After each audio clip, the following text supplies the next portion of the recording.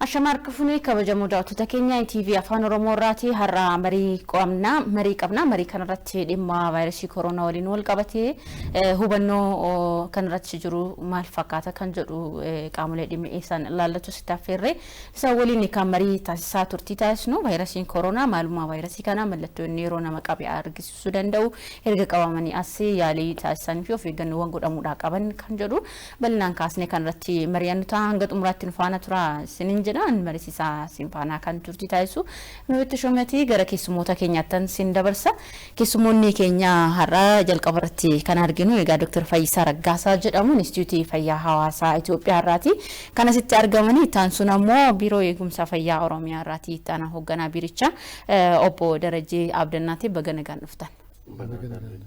Egaa gara marii keenyaatti galuudhaaf jalqaba gara keessanii dhufaa Dr. Maalummaa vaayirasii koronaa kanarra haa kaanu maali vaayirasiin kun maalirraa ka'a kan jedhu sana booddeetti dhufna. Egaa kun dhukkubni koronaa COVID-19 jedhamu kun vaayirasii irraati kan inni dhufu. Vaayirasiin koronaa jedhamu kun kanaan durallee biyya addunyaarra ture garuu bifa addaadhaan dhukkuba addaa dhukkuba cimaa gochuudhaan kan beekaman SARS kan jedhamu akka lakkoofsa faranjiitti 2002 akkasumas immoo MERS-CoV Middle East Respiratory Syndrome 2012 irratti addunyaa kanarratti balaa guddaa geessisuun isaanii beekama.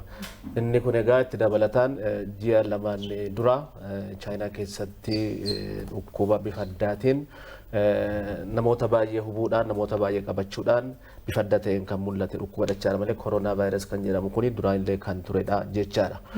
Egaa vaayirasiidha jechaadha dhukkuba kana kan fidu bifa addaatiin of jijjiiree namoota baay'ee qabachuudhaan akkasumas immoo dhukkuba cimaa geessisuudhaan gara nama parsantii 80 ta'u akkuma utaalloodha dhukkuba cimaa jechuu hin danda'u parsantii 20 kan ta'an immoo gara hospitaalaa dhaqaniiti yaalamuu kan qabanidha. Isaan keessaa iyyuu gara parsantii 100 keessaati harka 5 kanadha bifa cimaadhaan kan mul'atu. Kana keessaallee 100 keessaati harka 3 amma harka 4tti kan lubbuun isaanii darbuu danda'u jechaadha. Gara keessanitti dhufaa obbo Darajee. Vaayirasiin kun gaafa daddarbu yookaan immoo gaafa dhufu mallattoowwan agarsiisu jira. Mallattoowwan sun maali sirriitti hawaasni keenya akka hubatuu fi maal mee qabataman amma wantoonni miidiyaalee hawaasummaa irra deddeeman kan qofa wal fakkaatus jira utaalloodhaan jechuudha. Kanneen birootiinis kan wal fakkaatu jira addatti koronaa vaayirasii kana wanti adda isa godhu mallattoon isaa maal? Baay'ee galatoomaa mallattoo dhibeen kun qabu keessaa inni guddaan harka 80 ol kan mul'atu dhanna gubaadha. Dhanna ho'isuu yookaan dhanna gubaa kan jennudha. Inni biraan qufaan qabaatanii qufaa biraarraa kan adda godhu qufaa biraan fakkeenyaaf namni yeroo utaalloon qabu furrii adda addaa waan jiidhaa adda addaa agarsiisuun hin jiraani. Kan isa kanaa garuu mallattoolee sana qabaachuurra qufaasisuurraa kan darbe waan akkasii dhabuun adda kan isa godhuudhaan gama biraatiin mataa cabsaallee yookaan immoo mataa bo'uu qabaachuu danda'ani. Gama biraan akkuma nama dheen dadhabsiisuu dhanna caccabsuun jiraatanii gama biraan hafuura argansiisuu hafuura kutuun wantoota akkasii kun mallattoowwan gurguddoo isaan dhibee kanaan mul'atan jechuudha. Namoota dhibee kanaan qabamanii kan irratti argamu jechuudha. Gara daddarbuusaatti dhufnaa Dooktar maali ijoodhaan daddarbu ka'umsumti vaayirasii kanaa maalla jechuu dandeenya achi immoo akkamittiin kan daddarbu namoonni waa baay'ee kaasu Chaayinaarraa kan daddarbuu fi waan isaan wantoota bishaan keessatti deddeeman kana fayyadamaniif yookaan lubbu qabeeyyii kanneen biroo kanneen fayyadamaniif kan jedhu ka'umsi vaayirasii kanaa maal jedhamee hanga ammaatti wanti hubattan? Vaayirasiin kun egaa haaraadha jenneerra wanti baay'een saayinsiin bira hin geenye garuu bineensarraatii yookaan beelladarraatii duraan dursee dhufe. Vaayirasiin kun durumaaniyyuu isaan keessa jiraachuu danda'aadha. Amma garuu waan guddaan beellada keessa jiraachuusaa bineensa keessa jiraachuusaa utuu hin taane namarratti darbuusaa amma sadarkaa addunyaatti dhibee guddaa kan fidaa jiru jechaadha. Anachirraati haa dhufuyyuudha malee egaa amma kana sadarkaa addunyaatti dhibee guddaa kan ta'e maddi isaa kana ta'u malee namarraatiin bifa adda ta'een namarratti darbuusaa inni guddaan jechaadha. Kanaaf akkuma sila dubbatame mallattoodhaan dhukkuba kan addaan baasnee baruu hin dandeenyu. mallattoon amma jedhame kuni utaalloo haa ta'u bifa kan biraadhaan dhukkuba sirna respiratory systemii kan fidan kan biraa wajjin illee wal fakkaata garuu dhukkuba kan addaan baasnee namni tokko dhukkuba kanaan qabameera jechuu kan dandeenyu laaboraatooriidhaan yoo mirkanaa'e duwwaadha jechaadha. Ayyee gara mallattoo karaa ittiin daddarbuutti adeemnu kamittiin daddarbaa yookaan karaan ittiin daddarban sun maal fakkaatu kan jedhu gara keessatti dhufna. Waan guddaan egaa waan lamadha. Tokkoffaan attamiin daddarba dhukkubni kun jedhu baay'ee barbaachisaadha kan beekamuu qabu jechaadha. Akkaataan itti daddarbu yoo barreedha kan dhukkuba kanarraati namni of eeguu danda'u jechaadha sabni of eeguu danda'u. Sana egaa barreeti booda maaliin of eeguu qabna sabni maaliin of eeguu qaba namni tokko maaliin of eeguu qaba ni jedhan kun lamaan isaanii murteessaadha. Kanaaf egaa dhukkubni kamillee akkuma dhukkuba kamillee nama dhukkuba kana qaburraati nama dhukkuba kana hin qabnetti darbaa jechaadha. Kanaaf soorsiin namni dhukkuba kana qabu jiraachuu danda'a. Amma duraan biyya keenya keessaa dhukkubni kun hin galle haa ta'uyyuu namaleetu dhukkubni kun hin galin qophii barbaachisuu godhaadha turre jechaadha. Amma immoo egaa dhukkubni kun darbeeti dhufeeti riippoortii egaa gooneeti dhukkubni kun nama tokkorraati nama tokkotti darbuu danda'a jechaadha. Kanaaf egaa inni guddaan walitti siquudhaan wal tuttuquudhaan darbuu danda'a inni kaan garuu hafuuraanii darbuu danda'a jechaadha. Walitti siquun kun jechuun maal jechuudha? Harki keenya kun amma waan baay'ee nu fayyada. Yoo qulqullina isaa hin eenyu ta'e yeroo hundumaa waan biraa immoo gara keenyatti fiduu danda'a jechaadha. Ofii keenyaas harka keenyaan of qabna nama kan biraas ittiin qabna waan ta'eef qulqullina harkaa kana eeguun baay'ee barbaachisaadha. Wantoota dhukkuba kanaan qabamanii muuxannu nama duwwaa utuu hin taane gara funyaan keenya gara afaan keenya gara ija keenya illee muudhuuf harka qulqulluu hin taaneeni ofitti dabarsuu dandeenya jechaadha. Inni kaan nama harka fuunee deebineetu akkuma kana bifuma kanaan gara funyaan keenya gara afaan keenya of eeggannoo malee yemmuu finnu dhukkuba kana qaba yoo ta'e namichi suni ofitti dabarsuu dandeenya jechaadha. Inni kaan egaa hafuuraan darbuu danda'a. Hafuuraan inni darbu kuni social distance jennu kun yeroo hundumaa eeggachuun baay'ee barbaachisaadha. Meetira tokkooti ol nama mallattoo kan agarsiisu mallattoo kan immoo jedhamu nama qufaasisuu nama xinfatu jechuu dandeenya. Egaa namni qufaa'u namni xinfatu dhukkuba kana hin jennoo ta'eyyuu isa kamtuu qaba isa kamtuu hin qabne kan jedhamu kan dammaan hin beeknu waan ta'eef of eeguun barbaachisaadha. Kanaaf social distance meetira tokko ol jedhamu kuni tarkaanfii maal jedhamu tarkaanfii nama guddaa tarkaanfii lama jechaadha. Kana irraati of eeguun baay'ee barbaachisaadha. Vaayirasiin kun egaa ulfina qaba kana caalaa deemuu hin danda'u waan ta'eef isa kanarratti of eeguun social distancing kun baay'ee barbaachisaadha jechaadha. Hafuuraan kan darbu kanarraati of eeguudhaan inni kun barbaachisaadha. Ammas hafuuraan kan darbu kanarraati bakka deemnu public transport ta'uu danda'a iddoo walga'iin baay'ee jiraachuu iddoo namni baay'ee walitti argamu kana ta'uu danda'a. Akkuma ammaa yeroo darbe biyya keenyatti Prime Minister keenya labsame kana bifa kanaan iddoo ijoolleen itti baratu ta'uu danda'a iddoo ispoortii ta'uu danda'a iddoo namoonni baay'ee wal argan kanatti egaa hafuuraan darbuu danda'a mallattoon guddaan egaa kanarra darbuu danda'a hafuuraan darbuu danda'a waan ta'eef kanarraallee of eeggachuun baay'ee barbaachisaadha jechaadha. Wanti dabalatan jiraate inni guddaan baay'ee isaa dooktarii ibseera waan ta'eef keessumaa dhibeen kun harka caalaa kan inni darbuu danda'udha yaadamu akkuma madame vaayirasiin kun qilleensarra umurii inni turu baay'ee gabaabaa ta'uu danda'a. Haa ta'u malee garuu namooti dhibee kanaan qabaman karaa adda addaatiin tuttuqqaadhaan yoo qabaman yookaan immoo tuttuqqaadhaan harki isaanii yeroo faalamu keessatti namoota biraa wajjiniin wal qaqqabachuudhaan keessumaa aadaa wal dubbisuu keenya namni keenya baay'eensa wal hammatee wal dubbisuu harka wal fuudhuu akka aadaa tokkotti qabatee jira jechuudha. Garuu immoo dhibeen kun karaa inni itti bal'inaan darbu keessaa inni guddaan harka wal qabachuudhaan wal dubbisuudhaan kanneen akkasiidhaan waanta ta'eef yeroo akkasii kana sirriitti namni kamiyyuu dhibee kana shakkamu hin beekamu waanta ta'eef namni harka wal fuudhuurraa wal hammatee wal dubbisuurraa yeroo akkasii kana of eeguun barbaachisaadha jechuudha. Keessumaa tuttuqqaadhaan keessumaa immoo harka keenya nama kaminuu yoo harka fuunate amma danda'ametti harka fuudhuu dhaabuudha. Hin danda'amu ta'ee namni wal dubbisammoo taanaan harka erga wal fuunee booddee harka keenya sirriitti saamunaadhaan bishaaniin sirriitti qulqulleessinee dhiqachuun baay'ee murteessaadha jechuudha. Sana duwwaatu hin taane makiinaa yeroo sarviiziyoota adda addaa baasii ta'uu danda'a, taaksii ta'uu danda'a, kanneen adda addaa liiftii illee ta'uu danda'a.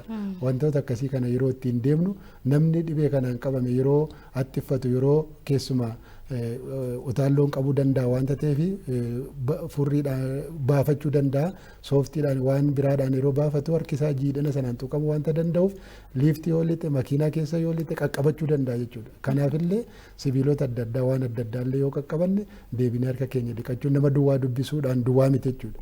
Sibiilota adda addaadhaan namni dhibee kanaan qabame yookaan immoo shakkame sibiila adda addaa kan namni itti yeroo adda addaatti fayyadamu qaqqabachuudhaanis dhibee kana faaluu danda'a waan ta'eef sonaanis qabachuun namatti darbuullee waan danda'uuf kanneen akkasii yoo danda'ame yeroo qabannu harka dhiqachuu yoo danda'ame immoo kanneen biraa keemikaalota adda addaa fakkeenyaaf harka qulqulleessan jiru alkoolii jechuu dandeenyaan sanitaayizer kan jedhani isaaniin harka ofii sirriitti qulqulleeffachuudhaan dhibee kanarraa of eeguun danda'ama jechuudha malee.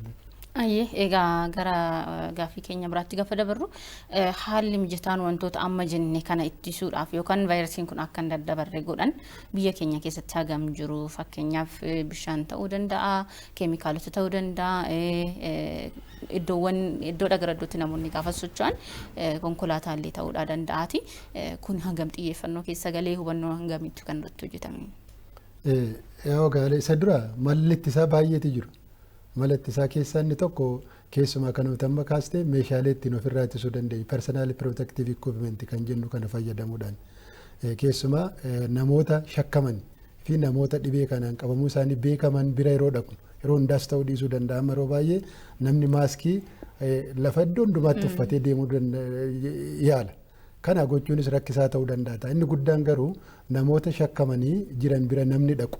Akkasumas immoo nama dhibee kanaan qabamuu isaa beekan bira namni dhaqu yeroo hundumaa meeshaalee ittiin ofirraa ittisan keessumaa kan akka maaskii, gilaavii harkaa, gawaanii wantoota akkasii kana uffachuudhaan sirriitti kanarraa immoo keemikaalota sila jenne kanaan sirriitti fayyadamuudhaan of qulleessuudhaan of eeggachuu qaba jechuudhaan.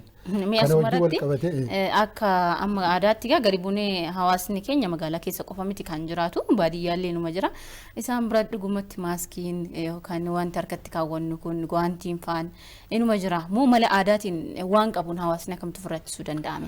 Akkuma amma kaase yeroo baay'ee hin gorfamuun wanta akkasii namni hundumtuu akka hin uffatuuf namoota keessumaa riskii keessa jiran naannoo shakkiin kun baay'atutti jiraatan irraa kan hafe hawaasni hundaa akka hin uffatu hin eeyyamamu. Beezikaalii haa uffatu innis argamuu hin danda'uun dhiyeessisaa wajjin wal qabatee rakkoo baay'ee waan jiruuf jechuudha. Inni guddaan dhibee kan ittisuudhaaf tokko namoota lafa akkasiirraa kanneen sila jenne akkasiirraa tuttuqqaarraa of eeggachuu naannoo akkasii keessumaa lafaan namooti baay'atan walgayyama akka mootummaatti waltajjiiwwan adda addaa mana barumsaa walitti qabama gurguddaa adda addaa kan amantaas ta'uu danda'a kanneen akkasiirraa namni akka inni of qusatu gochuudha malli itti isaanii guddaan. Kanarraa kan hafe amma sadarkaa hawaasaatti sadarkaa gadi bu'ee meeshaaleen ittiin ofirraa ittisan kun argamuu hin danda'u jechuudha. Tokko kan gochuu dandeenyu bishaan rakkoon bishaanii akkuma tikaaste jiraachuu danda'a iddoo baay'ee magaalota keessattis haa xiqqaatu haa guddatu garuu waanuma qabuun fayyaa isaan caalu waanta ta'eef namni tokko mootummaan akka mootummaattis bulchiisota magaalaa dhaabbileen adda addaa kanarratti hojjetan bishaan akka inni jiraatu gochuudha iddoo adda addaatti akka namni access argatee akka dhiqatu gochuu harka dhiqannaan isa guddaadha jechuudha dhibee kan ittisuu keessatti harka ofii dhiqachuu namoota rakkoo kana qaban wajjin kontaaktii jiru xiqqeessuu keessumaa immoo ittisa guddaan namoota shakkaman dafanii adda baasuu early detection kan jennu jechuudha. Sakatta'insa sarveelaansii kan jennu akka waliigalaatti akka biyyaatti early detection kan jennu karaa sakatta'insa dhibeewwan faana dha'iinsa dhibee kanaatiin namoota shakkaman dafanii adda baasuu namoota hawaasarraa akka isaan qofaatti ba'anii turan gochuu namoota keessumaa baay'ee namoota dhibee kanaan qabamanii beekamanii wajjin wal argee qaban isaan duukaa bu'uudhaan adda baasuudhaan hawaasarraa adda ba'anii akka isaan turan gochuu kanneen akkasii kanarratti baay'ee hojjechuu barbaachisa jechuudha. Iddoo tursanii yaalanii tursa isolation center kan jennutti fiduudhaan namooti kun akka isaan iddoo sanatti hordofaman gochuudhaan rakkoo kana ittisuu kan dandeenyu jechuudha. Isolation center yookaan bakki itti adda baasanii yaalan sun hangamtu jira hangam qophiidhaan akka naannootti kan jiru booddee kan itti deebinu ta'a. Dooktar gara keessanitti dhufa mee akka biyyaatti sodaan jiru maal gama keessaniin hawaasnis of eeggannoo irratti gochuu qabaa jettanii kan yaaddan? Akkuma amma dubbatame kana maaskii kana baay'ee barbaachisaadha garuu namoonni baay'een biyya kan biraarraas akka hubannetti maaskii kana godhanneera jedhanii dagachuun hin jiraataa jechaadha. Nun qabu bakka ani kana godhadheera kanaafi ani walabadhaa kanarraati jedhanii dagatanii harka isaanii qulqullina harka isaanii eeguu dhiisuudhaan waan biraadhaan saaxila kan ba'an baay'eedha. Kanaaf amma kana riisoorsiin kunillee sadarkaa addunyaatti haa ta'u sadarkaa biyya keenyaatti xiqqaadha jennee fuudhuu dandeenya waan ta'eef isaan kamiif xiyyeeffannaan kennuu qabama. Maaskii kana godhachuudhaaf inni jedhu kun uummanni beekummaa isee barbaachisaa tokkoffaan ogeessota fayyaadhaafidha. Lammaffaan immoo dhukkuba kana konfirmidii kan ta'an yookaan mallattoo dhukkuba kana warra agarsiisan. Sadaffaan immoo warra dhukkubsataa bira warra kan ta'an keerii kunuunsa warra kennan. Kanaafi waan gochuun barbaachisaadha jechaadha. Egaa uummanni inni kan biraani amma kan akka biyyaatti kan seektara tokkootu hin taane kan seektara baay'ee asirratti dhufuudha qaba jechaadha. Eegumsa fayyaa dhugaa miti. Bishaan immoo jennu bishaan barbaachisaadha. Kanaaf dhiyeessi waan barbaachisu kun saamunaa haa ta'u alkoolii haa ta'u kun amma kana gabaarra hin jiru kan jedhamu kana warri daldala seektaroon daldalaallee karaa kanarraan dhufuudha qabu. Sekuriitiin dhufuudha qaba. All of the government, all of society kan jedhamu kanadha. Hundumtuu kan isarraati eegamu yeroo ammaa kana bahuu qaba kan jedhamu kun barbaachisaadha. Yeroo ammaa kana tamsaa'ina dhukkuba kana akka biyyaatti dhaabuu qabna jechaadha. Tamsaa'ina dhukkuba kana dhaabuu qabna yemmuu jennu namoonni hundumtuullee gahee mataa isaanii bahuu qabu jechaadha. Nam tokkollee qabamuu hin qabu jedheetu hojjechuudha qaba. Nam tokko dhukkuba kanaan qabamuu hin qabu akkamittiin qabamuu hin qabu jedhee bifa kanaan inni guddaan sila akka dubbatame kana qulqullina harkaa eeguun yeroo hundumaa baay'isee barbaachisaadha jechaadha. Akka dhuunfaatti kan hojjetu all of society immoo jedhu nam tokko waan hojjetu dhukkuba kana ofirraa ittisuudhaaf hin jira jechaadha. Isa sana dirqamaanii hojjechuun baay'isee barbaachisaadha jechaadha. Dhuunfaadhaan faamiliidhaan societiin dhufee mootummaanis akka mootummaatti wal ta'anii hojjechuudhaan dhukkuba kanaa utuunni baay'ee babal'atiin dhaabuun baay'isee barbaachisaadha jechaadha. Kanaaf mootummaan qophii kan irraati eegamu hin jiraata. Uummata irraas kan eegamu hin jiraata. Seektaroota adda addaarraas kan eegamu hin jiraata jecha bifa kanaan hojjetamaa jira. Egaa amma nuti kan haasa'aa jirru naannoo hawaasa giddu galeessa kanaa yookaan seentarii irra jiraniifis gadi bu'ee hubannoo akkamitti kennamuufii qaba hawaasni kun amma kan magaalota keessa jiru reediyoo dhaggeeffachuu danda'a televezyiinii ilaaluudhaa danda'a gara baadiyyaatti tarii san carraa sana kan hin qabne jiraachuu danda'ati hubannoon kun gadi bu'eeraa fakkeenyaaf gandoota baadiyyaa irratti ogeeyyii ekstenshinii hubannoo kana qabu hawaasaaf hubannoo kennuu kan jedhuu fi akka shakkiittis kan biraa kan ka'u Dr. Sinna deebistanii booddee gara obbo Darajetti kan deebinu warra gurraachaa kana vaayirasiin kun hin qabu kan jedhu jira akkamiidhaas. Durumaan egaa dhukkubni kun jalqabeeti Chaayinaa keessattidha. Sana boodas immoo warra bifti isaanii adii ta'an kanarratti kan waan jedhaa dhufe. Inni kun dhukkubni kun haaraa waan ta'eef utuu qorannoon hin jiraatiin namoonni akkaataa kanatti dubbachuudha jalqabanii jechaadha. Ammallee saayinsiin jiinii kanarra kan qabu isa kana hin qabu isa gurraacha hin qabu isa adii immoo hin qaba kan jedhamu qorannoon bifaan saayinsawaa kan ta'e kan lafa taa'e waa tokkollee hin jiru jechaadha. Inni kun oduudha jechaadha. Bifa kanaan ilaallee mallee dagannoo baay'eetu dhufaa jechaadha. Amma gaa piraaktikaali agarreerra Afrikaa keessaas biyya keenya keessaas namoonni gurraacha namoonni keenya akka isaan qabamanii hundumtuu agarreera. Kanaaf maalidha kan jedhamu kun dhukkubni kun iyyuu addadha.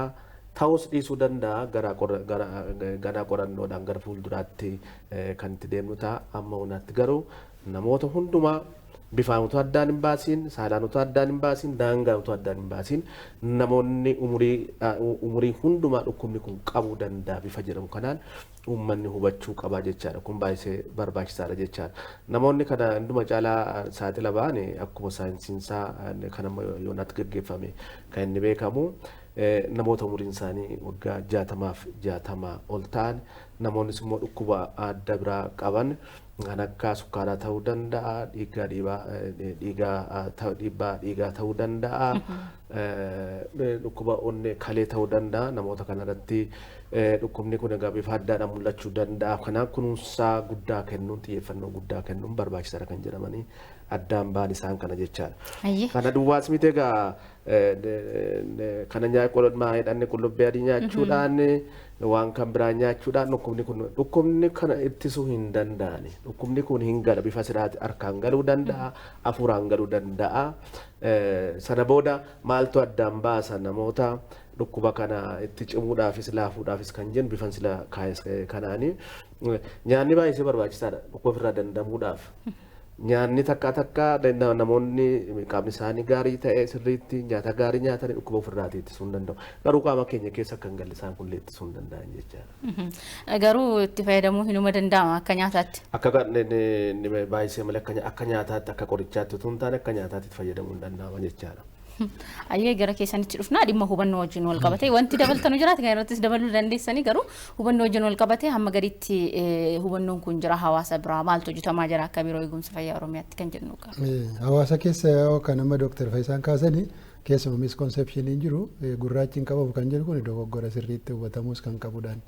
Amma yeroo ammaa kana dhukkubi kun gara biyya 160 oliidha kan inni gahee jiru jechuudha. Afrikaa keessaa gara biyyoota 26-27 gahaa jira jechuudha. Biyya gurraacha keessatti jechuudha. Sana duwwaatu hin taane akkuma amma kaa'ame biyya keenya keessatti keezii 6 argaman keessaa garri 3 amma lammii biyya keenyaadha jechuudha.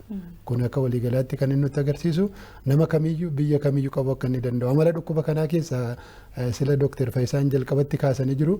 Dhukkuba kana caalaa dhukkuboota ammaatoo ta'an jiru. Fakkeenyaaf amma saarsi kan jennu nama ajjeesutti isa kana caalaa beekamaadha. Garuu babal'achuutti addunyaatti yeroo tokkotti ji'oota muraasa keessatti addunyaa waliin ga'utti dhibeen kun baay'ee dhibee hammaataadha kan caalaa jechuudha babal'inaan. Garuu ajjeesuudhaan dhiboota biraa caalee miti kan inni hammaataa ta'e garuu babal'achuutti baay'ee guddaa saffisaan addunyaa kana waliin ga'e jechuu dandeenya waanta ta'eef eenyuunuu saalatoo addan qoodiin bifatoo addan qoodiin dhibee qabu waanta ta'eef kan nurraa eegamu of eeggachuu keessuma ogeessi mallattoo karaa itti dhibeen kun darbu mallattoo dhibeen kun argisiisuu fi karaa dhibeen kun itti darbuu fi fala ittiin ittisuu dandeenyu ogeessaan barumsa kennamu hawaasi keenya beekee of eeggannoo gochuu qaba malee waan biraa sooshaal miidiyaa irratti wantoota adda addaa darban dhaggeeffachuu hin qabu jechuudha. Keessumaa ogeessi fayyaa ministeera fayyaa irraa ta'u biiroo fayyaa irraa ogeessoti gorsa isaan kennan dhaggeeffatee asirraa of ittisuu qabaa kan jedhu dabaluun barbaada. Keessumaa hawaasa keessatti wannoo uumu wajjin wal qabatee akka naannoo keenyaattis ta'e akka biyyaatti miidiyaalee jiran hundumaa kan elektiroonik miidiyaas haa ta'u kan piriinting miidiyaa akkasumas immoo karaa adda addaatiin tooftaa adda addaatiin fayyadamuun hawaasni dhimma kanarratti hubannoo akka inni argatu hojjetamaa jira. Keessumaa caasaan keenya sadarkaadhaan jiru biiroo irraa kaasee hanga kellaa fayyaatti dhimma kanarratti ogeessi hubannoo akka inni argatu godhamee jiraani hawaasi keenya sadarkaa gandaarra jiru keessumaa karaa ogeessota fayyaa buufataa fi ekstenshinii fayyaadhaan dhimma kanarratti hubannoo akka inni argatu barumsa fuulaa akka inni kennamu mana barumsaa akka carraa ta'e yeroo gabaabaa keessatti ammaaf dhaabbatee jiraatu malee karaa adda addaatiin miinsi carraa argame hundumaatti odeeffannoo kan hawaasa argatee akka inni of ittisuu fi barumsi kennamaa jira jechuudha. Akkuma dhamee reediyoon televezyiiniin hawaasa keenya hundumaa qaqqabuu dhiisuu danda'a. Garuu ogeessoti keenya sadarkaa gandaarra jiran hawaasatti dhiyoo jiru waanta ta'eef karaa mallattoo dhibeen kun agarsiisu tooftaalee adda addaa karaa ittiin dhibee kanarraa of ittifnuu fi namni dhibee kanaan qabame immoo akkam ta'uu qaba kan jedhu irratti sirriitti leenjiin kennamee hojjetamaa kan jiru ta'uusaa kaasuu barbaada jechuudha. Ayyee asumaanii akka naannoo Oromiyaatti wanti akka gaaffiitti ka'u jira. Uummati walakkaa gara godina Lixaa fi godina Gujii naannoo intarneetii addaan cituu wajjin wal qabate odeeffannoowwan qaqqaban kan asirratti biraan gahuun hin danda'amuuti. Biiroon fayyaa qaama tokko ofitti qabee qaama kan ofirraa qabaa jira inni dhiibbaa taasisaan jiru kan jedhu jira. Akkamitti ilaaltan isin? Dhugaadha kun akka waliigalaatti rakkinadha sirriidha. Keessumaa odeeffannoo dafee argachuun hawaasi mirga qabani yeroo akkasii keessatti yeroo emerjensii akkasii keessatti mala dhibee kana mallattoo dhibeen kun agarsiisu maloota irraatti ofirraa ittisan hundumtuu karaa guutuu ta'anii carraa argameen hundumaa argamee of eeggannoo gochuu qabu argachuun mirgadha jechuudha. Haa ta'u malee garuu neetwoorkii wajjin wal qabatee kun egaa rakkoo adda addaatiif kan citee jirani yaa kun akka fayyaatti sirrachuu waan danda'u miti jechuudha. Hojii fayyaa irratti dhiibbaa fiduu danda'ani haa ta'u malee garuu fayyaan kana sirreessuu hin danda'u akka waliigalaatti jechuudha. Qaamolee jiran wajjin kana wajjin wal qabatee qaamolee ilaallatu wajjin ni maree geggeessaa jirrani dhimma kana wajjin wal qabatee dhiibbaa inni geessisu qaamolee mootummaa adda addaa wajjin maree geggeessaa jirra jechuudhaan. Haa ta'u garuu inni sun akka jirutti haa ta'u malee akkuma kaa'e caasaa keenya seektara keenyaanii caasaalee hawaasaa sadarkaa adda addaa jiran wajjin keessumaa taaski foorsiin sadarkaa naannoottis godinattis aanaalattis bifa dhibee kana ittisuudhaaf koreewwan adda addaa dhaabbatanii jiru. Sadarkaa seektaraatti seektara alatti maltii seektara taaski foorsi kan jedhu dhaabbatee jirani taane isaan kun hubannoo hawaasaa carraa argamu hundumaatti fayyadamuudhaan akka uuman keessumaa akkuma sila kaasee hojjettooti keenya sadarkaa buufata fayyaa gandarra jiran eksteenshiniin hawaasa wal barsiisuudhaan dhibee kanarraa akka odeeffannoo argatee ofittis gochuu irratti hojii guddaan hojjetamaa jira jechuudha. Keessumaa godinaalee rakkoo konneekshiniin hin jirre kana bifa guutuu ta'een hawaasa wajjin fuula wal arganii akka barumsa kennanii fi hojii guddaan hojjetamaa kan jiru ta'uu isaati. Haalli mijataan jiranii fakkeenyaaf hospitaalota keessatti tarii wantoota akkasii gaafa mudatan haala ittiin dafamee qaqqabamuudhaan danda'u odeeffannoon illee kennamuudhaan danda'u ambulaansiin ta'uu danda'a bakki isaan addatti yaalaman ta'uu danda'a qoricha illee ta'uu danda'a haalli kun jira buufataa kaasee yookaan gandarraa kaasee hamma hospitaalota jiru ga'utti. Baay'ee gaariidha. Akkuma dhibeen kun biyya keenya keessa galee isaan duras dhibeen kun tun biyya keenya keessa hin galiinis akka naannootti qophii guddaa godhaa turre jechuudha. Dhibeen kun erga galee qophii gochuun dhibee kana ittisuu irratti rakkoo guddaa waan fiduu fi dhaabbileen fayyaa keenya keessumaa qophii barbaachisaa ta'e akka isaan godhanii fi leenjiiwwan adda addaa kenneera. Dhibeen kun yoo uumame iddoo wiirtuu tursanii rakkoo dhibee kana qorannu yookaan immoo namni fakkeenyaaf suspected case yoo ta'e yookaan immoo shakkamaan tokko yoo dhufe kallattiidhaan hawaasa keessaa iddoo tursinee dhimma kana hordofnu qorannu adda baafnee jirra jechuudha. Yeroo ammaa kana gara wiirtulee kilaasteriin dhumaarraa gara 7 ta'an adda baafnee hospitaalota fakkeenya kan akka Adaamaa, Bishooftuu, Harammayaa, Jimma, Yaabelloo, Shaashamannee fi Naqamte kilaasteroota kana irratti iddoo tursan adda baafnee jirra jechuudha. Tursuu duwwaasituu hin taane yoo keeziin kun amma fakkeenyaaf poozitiif ta'e iddoo itti yaalamanis qopheessinee jirra jechuudha. Keessumaa iddoo tursanii yaalu hospitaala hundumaa keessatti yoo xiqqaate siree 5 hanga 6tti hospitaalli hundumtuu qopheeffate akka inni dhimma kanaaf qophii ta'u goonee jirraani. Gama biraatiin immoo wiirtoleen amma 7 tuqe irratti immoo iddoo wiirtuu tursanis iddoo wiirtuu yaalis ta'anii akka isaan tajaajilaniif waan barbaachisu meeshaadhaan humna namaa barbaachisu leenjisuudhaan qopheessinee jirra jechuudhaan. Sana duwwaasituu hin taane keessumaa naannoo kana keessatti giddugaleessa kana naannoo warshaalee baay'een jiran industirii paarkiin jiruu fi investimentiin adda addaa jiru naannoo shakkamoo ta'anii fi baay'ee saaxilamoo ta'an irratti xiyyeeffannee qophii barbaachisaa ta'e meeshaalee barbaachisaa ta'es fi dhiyeessiiwwan qorichaa kan barbaachisan qopheessuudhaan hojii hojjetaa jirra jechuudha. Fakkeenyuma kaasuudhaaf erga namichi lammii biyya Jaappaan biyya keenya keessatti poozitiif ta'e kaasee kontaaktii baay'ee naannoo keenya keessaa qaba jechuudha. Piraayimari kontaaktii kan jenne baay'ee qaba jechuudha. Gara nama 27 kan ta'u naannoo Oromiyaa keessaa namichi kun kallattiidhaan wal argee qunnamtii adda addaa geggeesseera jechuudhaan. Sana wajjin wal qabatee namoota kana adda baasuudhaan iddoo isaan jiranii walitti qabuudhaan iddoo tursiisanii yaalu wiirtuu Adaamaa irratti namoota gara 22 namoota kaan immoo self isolation kan jennu mana isaanii keessatti qofaatti akka isaan adda baanii turan gochuudhaan yeroo ammaa kana saampiliin dhiiga isaanii fudhatamee namoota 27 ilaalamanii ammaaf negatiivii ta'anii jiru jechuudha. Kun wiirtuu sana turan jechuudha. Ammallee achuma jiruun fakkeenyaaf sila akkuma kaa ture dhibeen kun kan inni addatti hin bahu PCR kan jedhamuun dhiiga fuudhamee qoramee jiiniidha kan hojjetamu jechuudha. Sana wajjin wal qabatee 100% shuurii ta'uu dhiisuu danda'ama jechuudha. Sensitivity kan jedhamu hin jiraanne yoo baay'ate gara persentii 70-80 kan inni ta'u jechuudha. Kana kun akka inni hin jiraanne namooti kun yoo xiqqaate mallattoon jalqabee guyyaa inni agarsiisu guyyaa 2 hanga 14 hanga 20 guyyaa 20ttis yeroo inni itti turu hin jira waan ta'eef namooti kun yoo negatiif ta'an illee hordofamuu qabu waan ta'eef amma isaan yeroo incubation period kan jennu sana fixanitti iddoo tursiisaa kana tursinee hordofaa kan jiru ta'uu isaati jechuudha. Ayyee Dr. Gara keessanitti dhufa. Mee haalli waliigalaa akka biyyaatti jiru amma maal namoonni qabamanii jiran kan shakkaman haalli qophiin taasifamaa jiruu fi hubannoon hin jiru akka biyyaatti maal fakkaatame? Egaa inni tokko sila kee wajjin wal qabatee namoonni hundumtuu yeroo kanatti biyya keessa kan jiranii maaliif arra hojjennee booraddee biraa deema namni nama ittisuun hin danda'amu waan ta'eef maayidhaan dhukkubni kun attamiin dhufee attamiin darbaa attamiin dhufee kan jedhamu kun baay'ee murteessaa waan ta'eef namoonni hundumtuu biyya kana keessa jiraatan odeeffannoo kana sirriitti argachuu qabu jechaadha. Dhukkubni kun muka nam tokko irraati ka'e amma kana gara nama 200,000 ta'eera jechaadha addunyaarratti. Wuhan bakka jennu sana Chaayinaa keessa Hubei province nama tokko irraati ka'e akkasidha.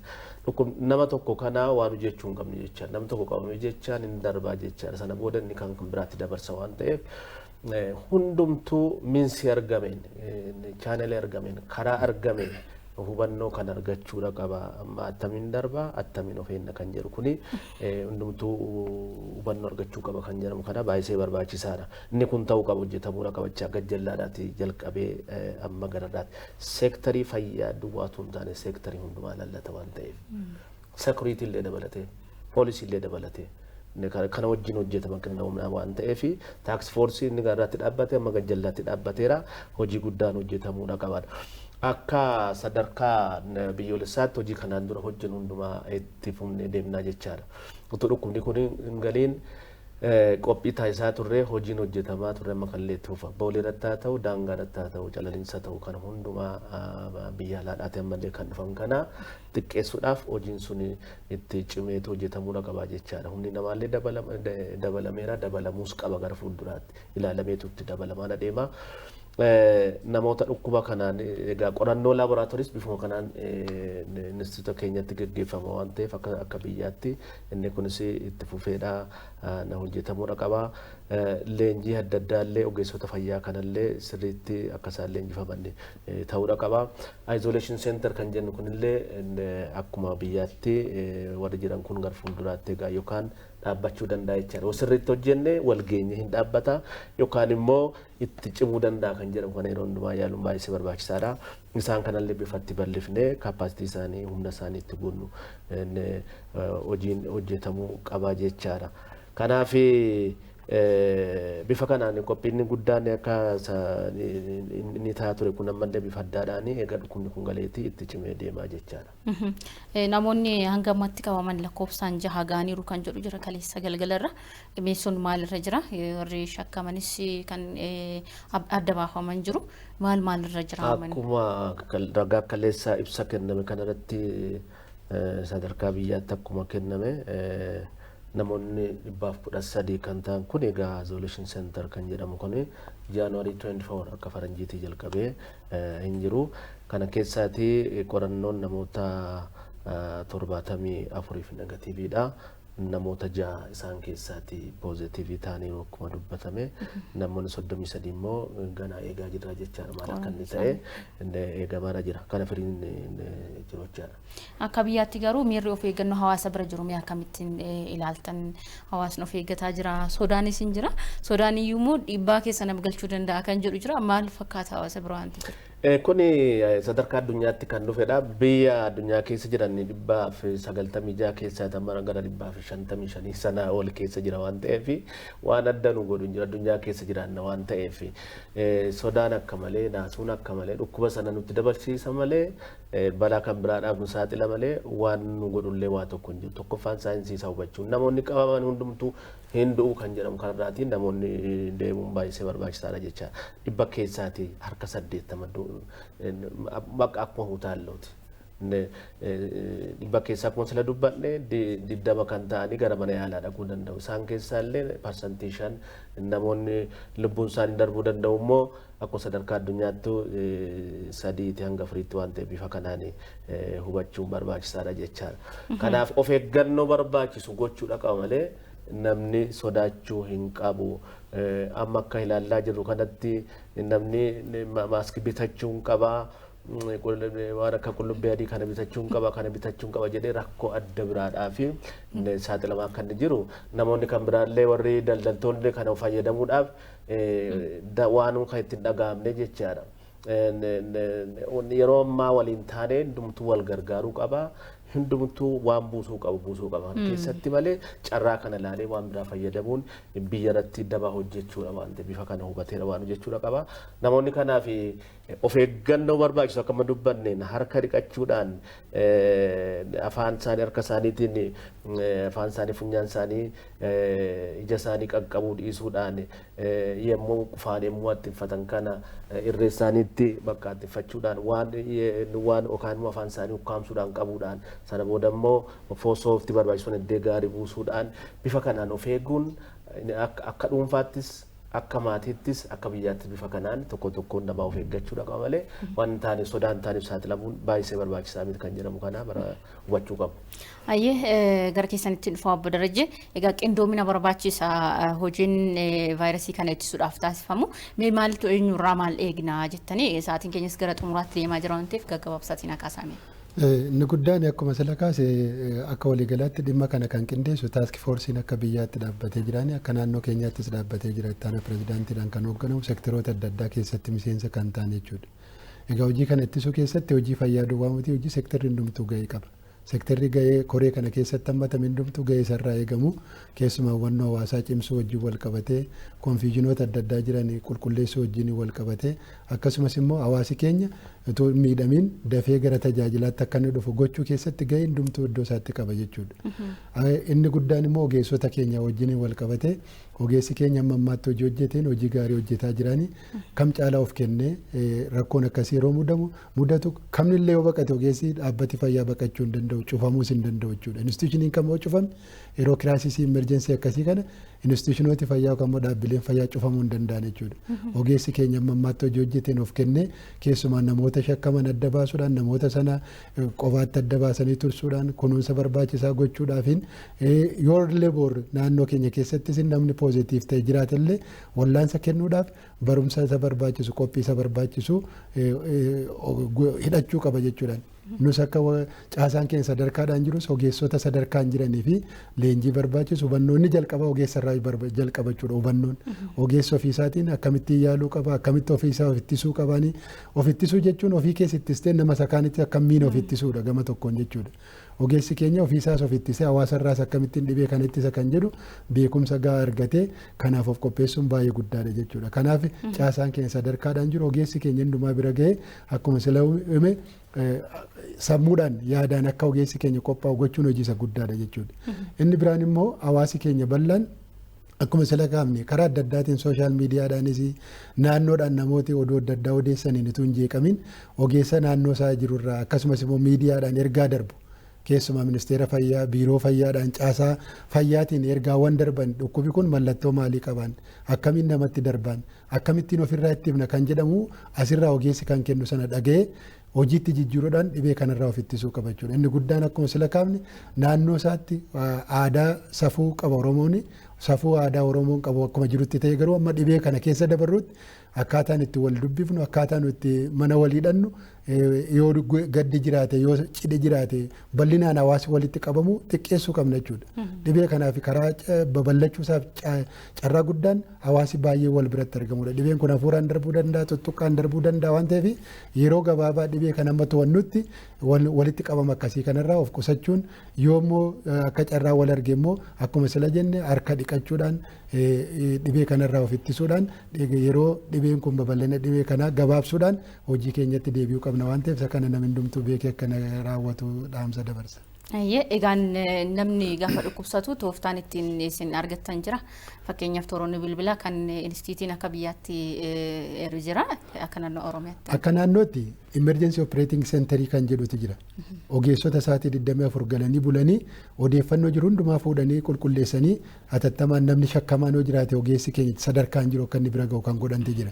Kanaafuu ambulaansiitti bilbilanii ambulaansii matu geessa malee lakkoofsi gabaabaan taa'e. Lakkoofsa gaafataa jirra. Eeyyamsiisaa jirra teelee yeroo gabaabaatti hin beeksifna ammaaf garuu warruma operating centerii emergency bulanii akkasumas sadarkaadhaan iddoo hundumaa jirra godina hundumaarra jiru ogeessoti keenya ogeessota karaa sanaatiin ergaa barbaachisaa ta'e dabarsuudhaan dafanii keessumaa inni guddaan irraanfadheeyyuu namni shakkamaan yoo jiraate kan qofa yoo jiraate kan dhanna gubu kan mataa bowwuu qabu yoo jiraate nama akkasii dafee hawaasi keenya ogeessa fayyaa naannoo isaa jirutti himuu qaba jechuudha.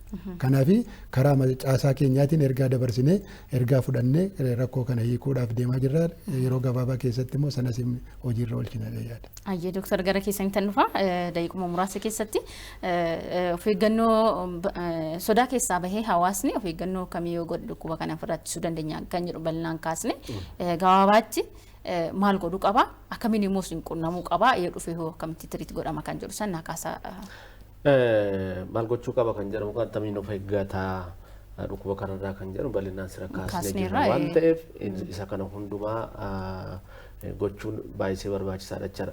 Gararraadhaa hamma ganjarraatti bifa kanaan nama tokkooti kaasee qindoominaan yoo hojjetame dhukkuba kanaa hambisuu dandeenya jechaadha. Akka hin tamsaafne ukkaamsinee hambisuu dandeenya waan ta'eef kanaaf qindoominni seektarii adda addaa ta'u uummata wajjin haa ta'u dhaabbata adda addaa jechaadha. Kan amantaallee ta'uu danda'a dhaabbata adda addaa ta'uu danda'a bifa kanaanii wal taameetu hojjetamuudha qaba.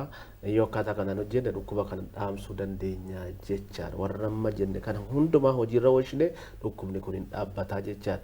Yoo daganne immoo balaa kanaaf saaxila baana jechaadha. Inni kun sodaan barbaachisaa miti warra amma jedhame kana garuu hojiirra oolchuun baay'ee barbaachisaadha jechaadha. Bifa addaadhaan mallattoo namoota shakkaman namootas immoo konfirmidii ta'an wajjiniin kontaaktii warra qaban kana sirriitti hojjetamuudha qaba. Uummanni illee isa kana tumsuudha qaba jechaadha. Deeggaruudha qaba. Namoonni illee bifa kanaan waanuudha jedhanii tokkoffaa of gargaaruudhaan mana yaalaa dhaqanii sadaffaa immoo maatii isaanii biyya isaanii gargaaruudhaaf bifa kanaanii yookaan bilbiluu qabu yookaan immoo buufata fayyaa deemuun baay'ee barbaachisaadha. Inni kun murteessaadha waan ta'eef bifa kanaan hubachuun barbaachisaadha. Inni guddaan itti kennamu namoota konfirmidii ta'an wajjiniin namoonni qunnamtii qaban kun hundumtuu aizoleetedii ta'anii guyyaa 14f eegamuu qabu akka hin tamsaane dhaamsuudhaaf jecha. Kanaaf inni sila dubbatame tool firiin kun 83 kana biyya keessa kan jira hundumtuu illee bilbiluu danda'u jechaadha. Biyya keessa kan jira hundumtuu bilbiluu danda'u yoo nutti bilbilanii immideetilii warra naannoo jiran hundumaa wajjin neetwoorkiin isaa waan jiruuf kanallee fayyadamuu danda'u.